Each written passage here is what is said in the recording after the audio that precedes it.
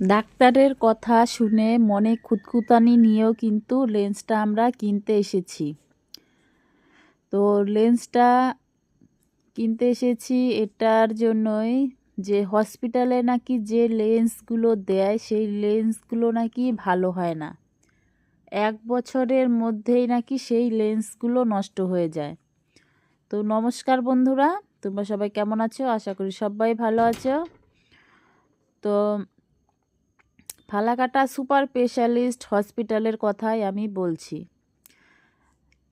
এখানে তো প্রায় লোকই চোখ অপারেশন করে শুনি।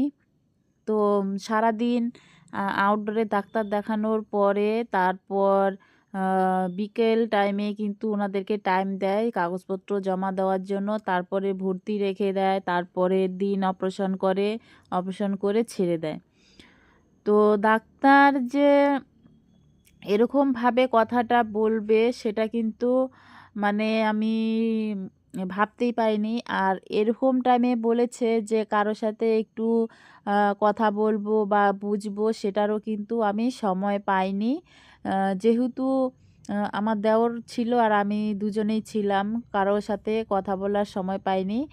আরেকটা জিনিস, হসপিটালে যদি লেন্সগুলো ভালোই না হবে তবে কেন সরকার এই হসপিটালে সাধারণ মানুষের জন্য, গরিব মানুষের জন্য এই 2000 টাকার লেন্সগুলো রাখে? তো এই যে চোখের যে লেন্সগুলো রাখে, বছর বছরে তো আর চোখের অপারেশন করা সম্ভব না। কারণ একটা অপারেশন করলে না হলেও 6 মাস তাকে বিশ্রামে থাকতে হয়।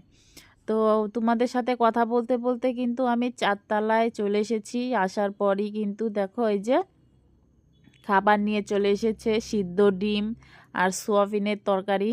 তো যে খাবারগুলো দেয় সেগুলো কিন্তু মুখে তোলার মতো না।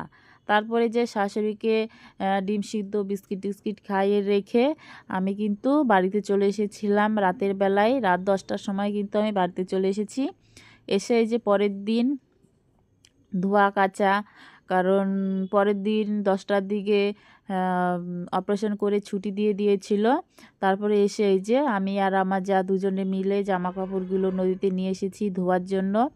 ডাক্তার বলেছে যে যে লেন্সটা আমরা কিনবো 4000 টাকা দিয়ে বা 4500 টাকা দিয়ে, সেই লেন্সটা যেন আমরা কাউকে না দেখাই। সেই লেন্সটা যেন হসপিটালে নিয়ে আমরা লুকিয়ে রাখি। যখন রুগী সে ওটিতে যাবে তখন যেন পেশেন্ট